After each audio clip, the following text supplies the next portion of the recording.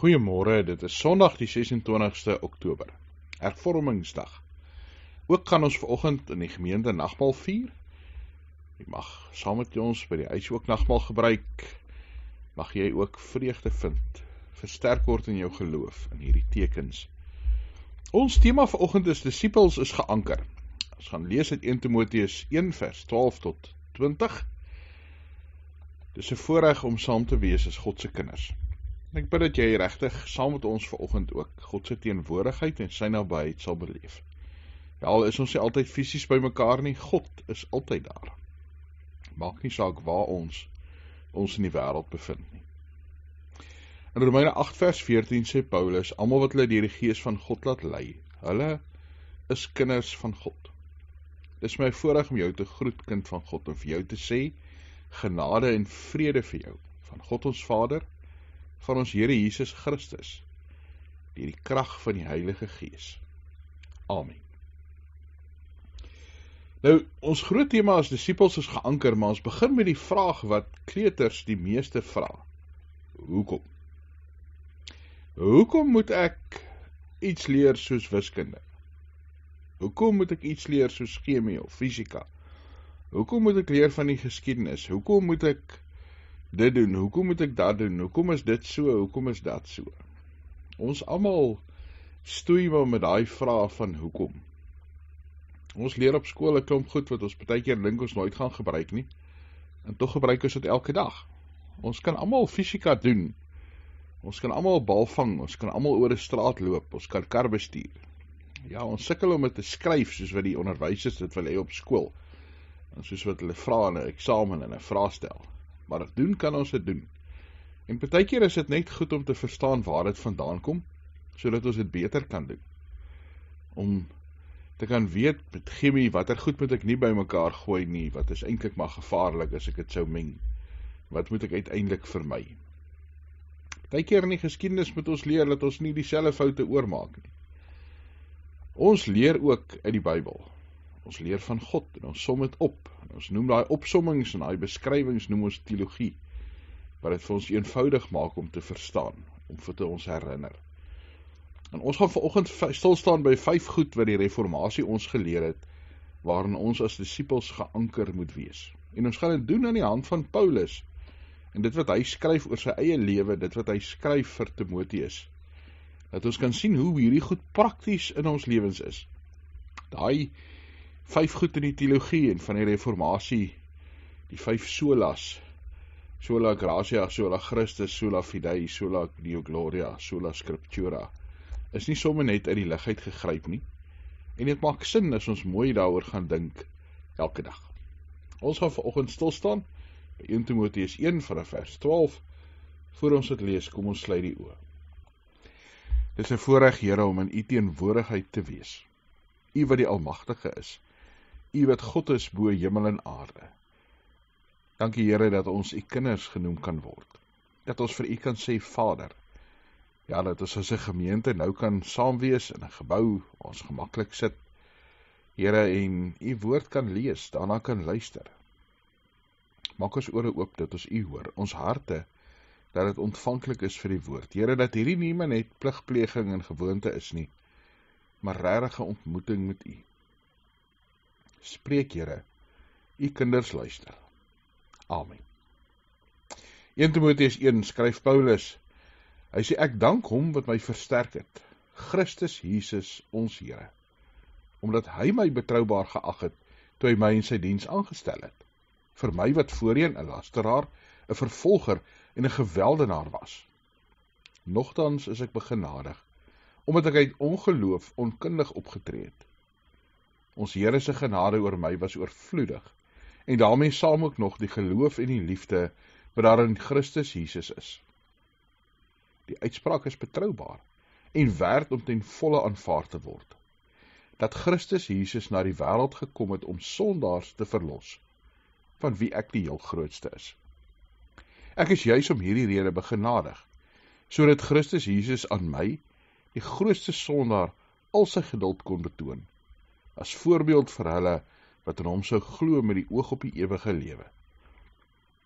Aan die koning van die eeue, Die onsterflike, onsienlike, enigste God, kom toe die eer en die heerlikheid vir ewig en ewig. Amen. Hierdie opdrag vertrou ek aan jou toe, my kind Timotheus, in ooreenstemming met die profeseë wat vroeër oor jou uitgespreek is, sodat jy daardeur die goeie stryd kan stry, met geloof en goeie werke, iets wat sommige mense versaak het, waardeur hulle geloof skibreek gelei het. Onder hulle is Hymeneus en Alexander, wat ek aan Satan oorgegee het, sodat hulle kan leer om nie te laster nie. Net tot sover. Paulus skryf vir 'n jong Timotheus, 'n jong dominee wat 'n gemeente moet lei, en hy wil vir Timotheus ook anker in sy geloof. Anker en bemoedig, en vir hom sê, staan vas, hou vas, moenie ophou nie. Bly vasstaan in jou geloof. Ons het baie keer maar bemoediging nodig in ons geloof. En moet op ons geloofspad herinner word aan dit wat God vir ons leer en wil hê, hoe ons moet vasstaan, waaraan ons moet vashou. Die eerste ding in hierdie gedeelte wat uitstaan baie sterk, is sola gratia, deur genade alleen. Hier in vers 13 waar Paulus sê, ja, ek is begenadig deur God. Dat hy sê in vers 14, sy genade oor my was oorvloedig, dat hy hom betroubaar geag het. God kies vir Paulus, red hom, hy wat die kerk vervolg het, wat totaal onwaardig was, wat vir Christus verwerp het, en sy kinders doodgemaak het, ja, selfs hulle gaan soek het in ander stede in Damaskus. Dit is vir hom wat God op die Damaskuspad ontmoet. God kom na hom toe. God sê vir Paulus, hoekom vervolg jy my? En dan verander Paulus se lewe totaal. En dis ons wat moet dit onthou in ons eie lewe. Ons is gered nie deur onsself nie, ons is gered uit genade. Dit kom nie uit ons uit nie, dis 'n gawe wat God vir ons gee. Dat ek nie kan staat maak of roem op wie ek is nie. Ek is nie 'n beter Christen as iemand anders nie. Ek is net soveel begenadig soos ander mense. En dat ons dit in ons eie lewe sal onthou, ons hoef nie ons redding te verdien nie, so ons hoef nie in vrees te leef vir God nie. Maar ons kan dankbaar vir hom lewe, vir hom dankie sê vir dit wat hy vir ons doen, en daarom is ons lewe 'n vreugde, want dit is genade. Dit is iets wat ons nie verdien nie, wat ons nie hoef te verdien nie, wat ons nie uit ons eie vermoëns kry nie, maar iets wat gratis van God af na ons toe kom. Die tweede ding wat sterk uitkom in vers 15, is die kern van die geloof. Christus alleen. Solus Christus. Waar Paulus sê, dis die ding wat ons moet onthou, daai betroubare woord, dat Christus na die wêreld gekom het, om sondaars te verlos. Ons geloof gaan nie oor 'n filosofie, of 'n program, of 'n 10 stappe, maar goed wat jy moet vermy om in die hemel te kom, nie? Nee, dit gaan oor 'n verhouding met Christus Jesus. Christus, wat in die kruis vir ons gesterf het. In Handelinge 4 vers 12 is dit baie duidelik, daar's deur niemand anders verlossing nie. Daar's geen ander naam onder die hemel aan mense gegee waardeur ons verlos kan word nie. Ons glo in Jesus Christus. Jy het nie mense nodig om vir jou te bemiddel nie, nie die dominee nie, nie die paus nie, nie een of ander priester nie, nie een of ander medium of iets nie. Christus het dit kom doen. Ons aanbid nie heiliges of engele of enigiets anders nie. Ons redding is in Jesus Christus. Ons verhouding is met Jesus Christus en met God die Vader, deur die Heilige Gees wat in ons werk. Ons kern van ons geloof is Christus. Die volgende ding wat Paulus hier uit sy eie lewe sê wat belangrik is, vers 14 en vers 16, is sy geloof. Die geloof en liefde wat daar is in Jesus Christus, en ek is begenadig as voorbeeld vir hulle wat sou glo. Ons word gered deur geloof. Die enigste ding wat ons vir God teruggee, sola fide, om dit wat hy vir ons gee te aanvaar, daai geskenk, daai van Christus, daai gawe van redding, om dit te vat. En Paulus sê vir Timotheus, kyk na my, sê vir ander gelowiges, kyk na my, wat gered is op grond van my geloof. Ja, dit wat hy bereik het as Jood, sy status en sy kennis, dit alles, hy is niks werd nie. Ons word regverdig verklaar voor God. Nie deur wat ons doen nie, maar deur ons geloof in Jesus. Ons vashou aan die feit dat ons nie onsself kan red nie, maar dat ons vir God nodig het, dat ons vir Jesus nodig het. Ja, daar sê ons in Romeine 5, nadat ons regverdig is deur die geloof, het ons vrede by God en ons Here Jesus Christus.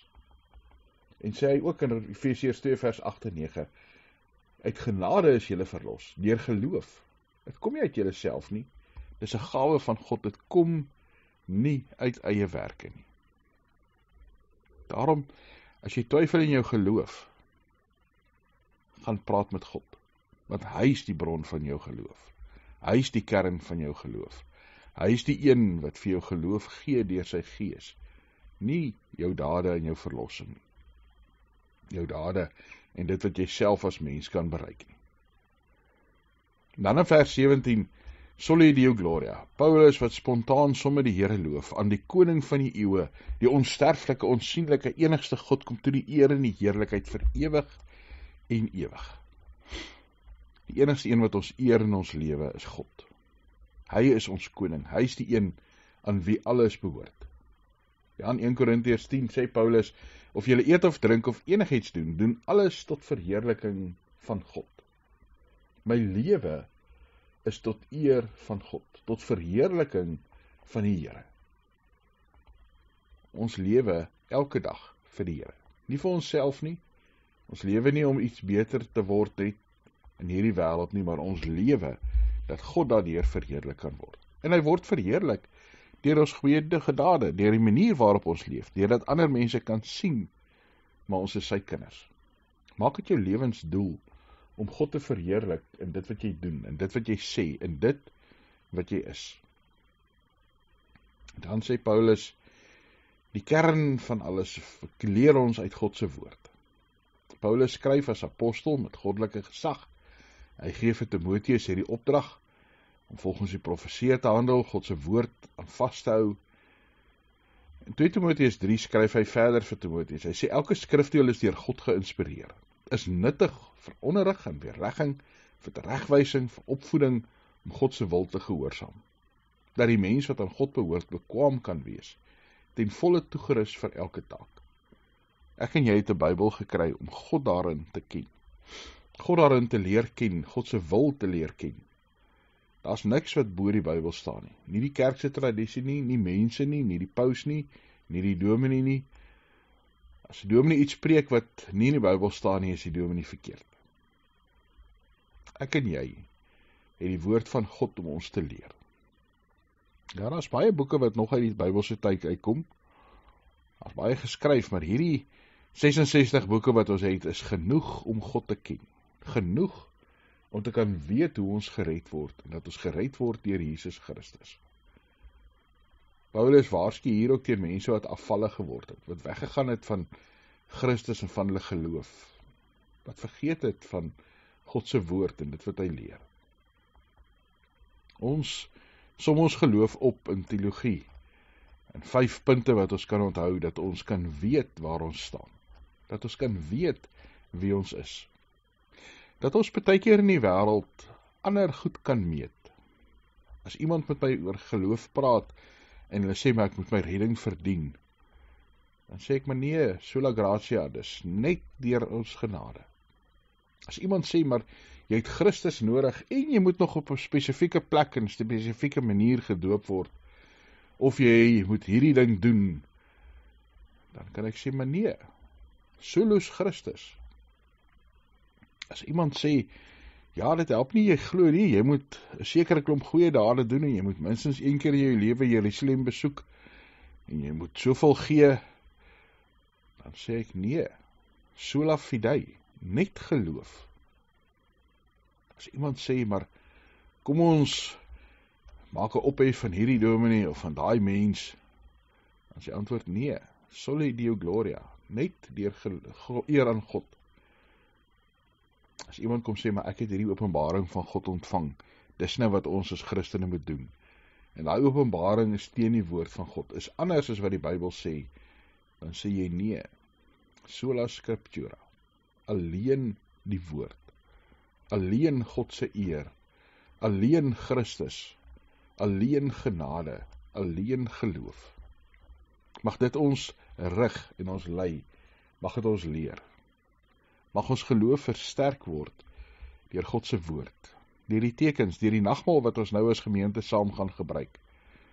Mag ons geloof versterk word in ons uitleef in die wêreld, 'n lewe van dankbaarheid en diens, nie 'n lewe van ek moet nou skielik gered word en ek moet hierdie 10 goed doen nie. God gee vir ons vrede en vreugde, 'n verhouding waarin ons saam met hom lewe. As jy nou by die huis saam met ons nagmaal gaan gebruik, kry vir jou wyn en brood nader, pos dalk hierso die video of die klank, dat jy dit gou naby kry, dat ons ook die tekens kan instel en so in ons geloof versterk word, kan deel in Christus. Die nagmaal is vir ons 'n herinneringsteken, 'n herinnering aan dit wat Christus vir ons in die kruis gedoen het. Ja, dat sy liggaam gebreek is, dat sy bloed gevloei het, en dat ons daardeur verlos is, dat God my nie weer gaan kruisig vir my sonde nie. Dat ek nie deur my eie bloed hoef te betaal vir my redding nie. Daar hoef ook nie 'n dier in my plek geslag te word nie, want Christus was die volmaakte offer. Die nagmaal herinner ons aan dit wat Christus kon doen het, aan God se genade en liefde. Dit wys vir ons vorentoe na 'n ewige lewe by God. Ja, daar waar ons uitsien in die bruilofsmaal van die lam. Daarom vanoggend, as ons die brood breek, dan is dit vir ons 'n teken van die liggaam van Christus. Sy liggaam wat gebreek is, tot 'n volkomme versoening van ons sonde. Neem vanoggend 'n stukkie brood en eet dit, en dink daaraan, dat hy gesterf het vir jou sonde.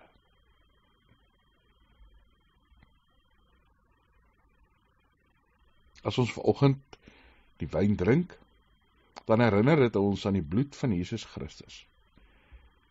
Dink vanoggend daaraan, dat Christus in die kruis sy bloed laat vloei het, sodat jou bloed nie hoef te vloei vir jou sonde nie.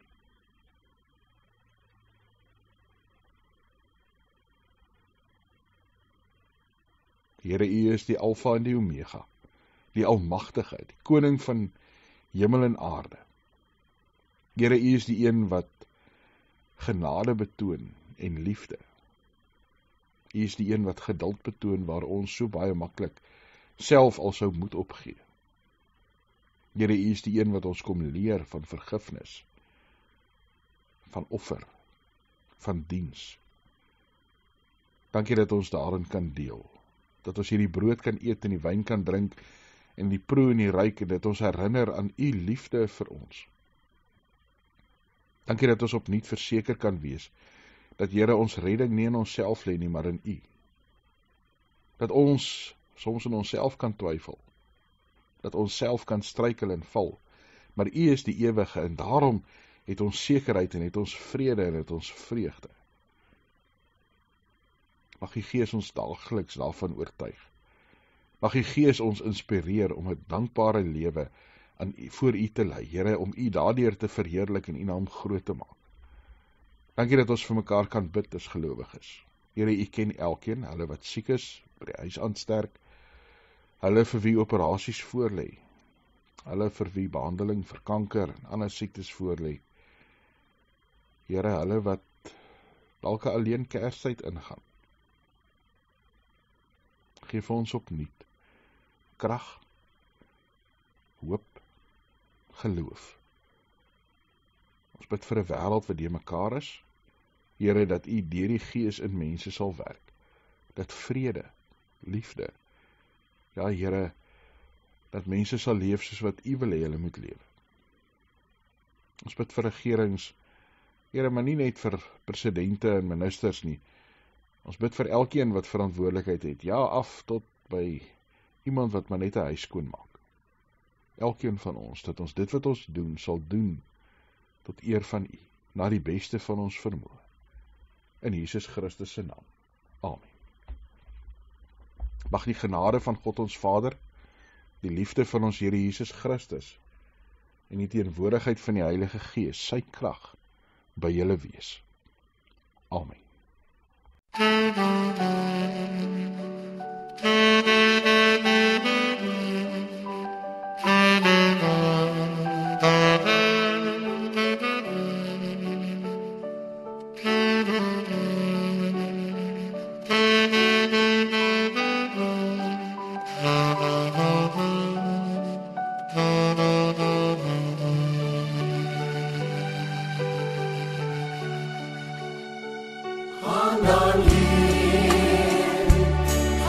so